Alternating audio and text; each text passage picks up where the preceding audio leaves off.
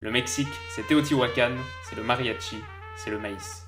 C'est les luchadores, c'est le Dia de los Muertos, c'est le Yucatan. Mais le Mexique, c'est aussi le football.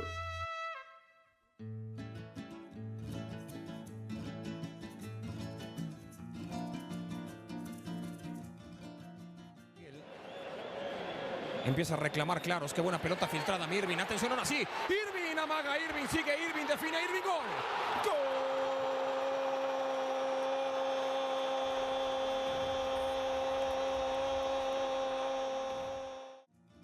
Est-ce que vous sentez ce parfum de Coupe du Monde? Parce que les jours passent sans qu'on s'en rende compte et dans moins de 2 mois, on sera en Russie.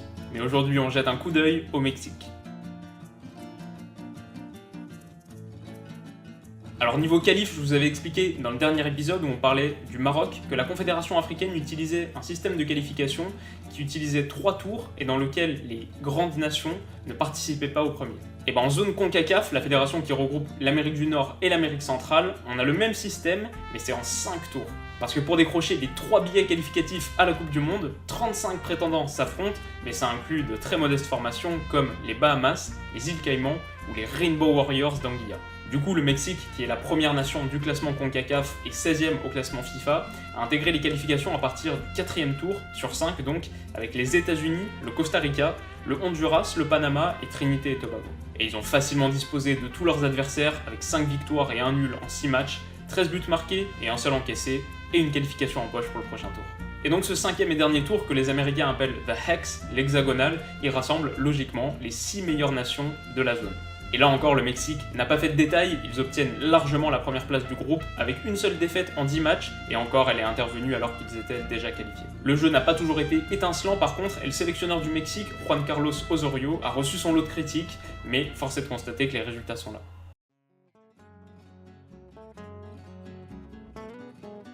En obtenant son billet pour la Russie, le Mexique va participer à sa 16e Coupe du Monde et la 7e consécutive depuis 1994. C'est de loin la sélection la plus expérimentée qu'on analyse dans OCDM pour l'instant. Autre fait notable, les Mexicains ont organisé 2 fois la Coupe du Monde, en 70 et en 86, et ils se sont qualifiés à chaque fois pour les quarts de finale, ce qui constitue leur meilleure performance. Le tournoi de 86 est resté dans les mémoires, suite notamment au fameux quart de finale Argentine-Angleterre, que Diego Maradona a illuminé de son génie et de son vice. Mais la sélection du Mexique n'était pas en reste non plus. En 8e contre la Bulgarie, Manuel Negrete ouvre le score en inscrivant un superbe ciseau acrobatique, un but qui est considéré par beaucoup comme le plus beau du football mexicain. Alors depuis, l'histoire du Mexique en Coupe du Monde est un petit peu plus terne. La sélection fait preuve de constance avec 6 huitièmes de finale d'affilée depuis 1994, mais elle se heurte sans cesse à ce palier aux grandes dames de ses supporters qui sont devenus assez fatalistes. Et malheureusement, on peut les comprendre, souvenez-vous en 2014, le Mexique tenait enfin sa qualif en quart en dominant les Pays-Bas grâce à une réalisation de Dos Santos, et puis dans les toutes dernières secondes de la partie, une frappe limpide de Snyder et un penalty très douteux transformé par Huntelaar ont éteint la flamme mexicaine.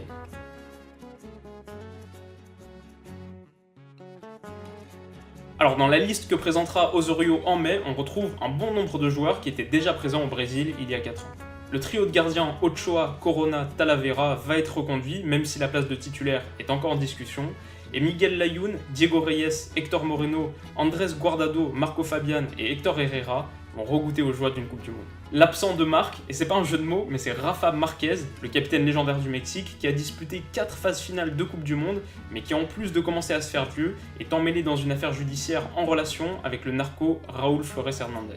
Donc ça sent pas très bon pour lui. Après, il a évoqué l'idée de rejoindre le groupe en Russie en qualité de conseiller. C'est un dossier dont on aura l'issue dans quelques semaines. Ensuite, au niveau du secteur offensif, le trident d'attaque est Lozano, Chicharito, Vela est sur le papier effrayant. Mais si le premier est en train de réaliser une très belle saison, et il vient d'être sacré champion des Pays-Bas avec le PSV Eindhoven, Chicharito, lui, cire un peu le banc d'un West Ham qui est en difficulté cette année. Carlos Vela, lui, est en train de renaître un peu dans son nouveau club de Los Angeles. Souvenez-vous, c'est lui qui avait marqué les 2 premiers buts du derby contre les Galaxy, avant que Zlatan ne tire la couverture médiatique à lui. Mais à 29 ans, il est quand même globalement un peu en train de décevoir, surtout quand on pense aux espoirs qui étaient placés en lui quand il évoluait à la Real Sociedad.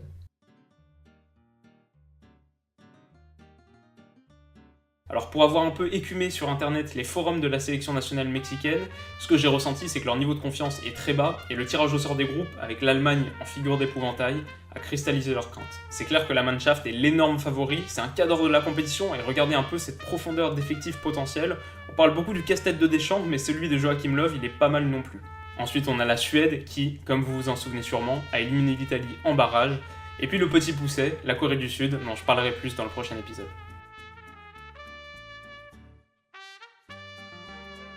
Mais donc mon avis, c'est que la crainte des Mexicains est sûrement due au traumatisme psychologique qu'ils vivent depuis quelques années en huitième de finale, parce que même si leur groupe est très relevé, il n'est pas du tout insurmontable. La Corée du Sud me semble un peu en dessous, et après on va avoir une très grosse confrontation contre la Suède, et même si ça va être serré, je vois le Mexique passer en deuxième position. Mais après, la mauvaise nouvelle pour nos amis mexicains, c'est que même s'ils se qualifient, l'éternelle muraille du huitième de finale risque de se déployer à nouveau face à eux, parce que le deuxième du groupe F est censé rencontrer le premier du groupe E, le groupe d'un certain Brésil. Et vous, qu'est-ce que vous en pensez? Est-ce que le Mexique se qualifiera aux dépens de la Suède? Faites-le moi savoir dans les commentaires. Pour être aussi précis qu'un piqué de Giovanni Dos Santos, Objectif Coupe du Monde a besoin de votre soutien. Alors si cette vidéo vous a plu, n'hésitez pas à mettre un gros like, et pour ne pas rater la prochaine, vous pouvez comme d'habitude vous abonner à la chaîne, c'est gratuit et c'est une super manière de m'encourager. À demain.